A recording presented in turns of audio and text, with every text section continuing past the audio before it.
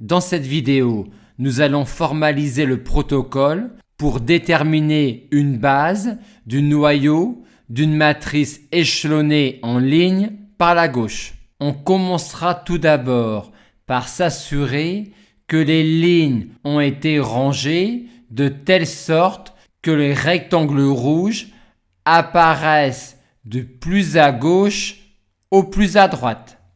Étape 1. Étant donné que la matrice T est échelonnée en ligne par la gauche, on a directement son rang qui est alors égal au nombre de lignes. On a donc immédiatement la dimension de son noyau qui est égale au nombre de colonnes de T moins le rang, ce qui donne 3 ici. Aussi, pour avoir une base de quart de T, il suffit de trouver une famille libre de 3 colonnes de quart de T. Or, on a vu que trouver une colonne qui est dans quart de T revient à trouver une combinaison linéaire des colonnes de T qui donne 0.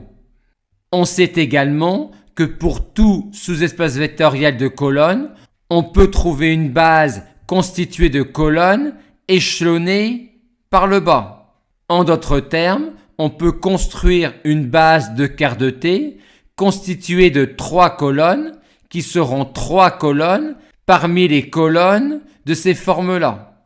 Aussi, quand la matrice est échelonnée en ligne par la gauche, pour trouver une famille libre de autant de colonnes que la dimension du noyau, on va rechercher des achats qui donnent la colonne nulle et des achats qui sont de ces formes-là. Notez que si on partait d'une matrice échelonnée en ligne par la droite, on rechercherait alors une base de quart de T avec des colonnes qui seraient cette fois-ci échelonnées par le haut.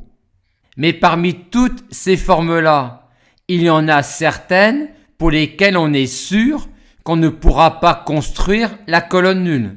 Il s'agit des achats pour lesquels le 1 est en face d'un carré rouge, c'est-à-dire les achats de type suivant.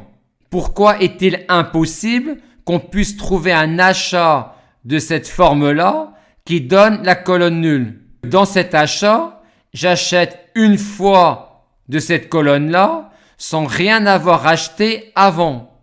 Aussi, je vais créer dans cette ligne-là un coefficient 3 que je ne pourrai jamais faire partir par la suite à l'aide des achats suivants. Et de même pour cet achat-là, celui-là et celui-là. J'enlève donc les achats pour lesquels j'ai aucune chance de créer la colonne nulle.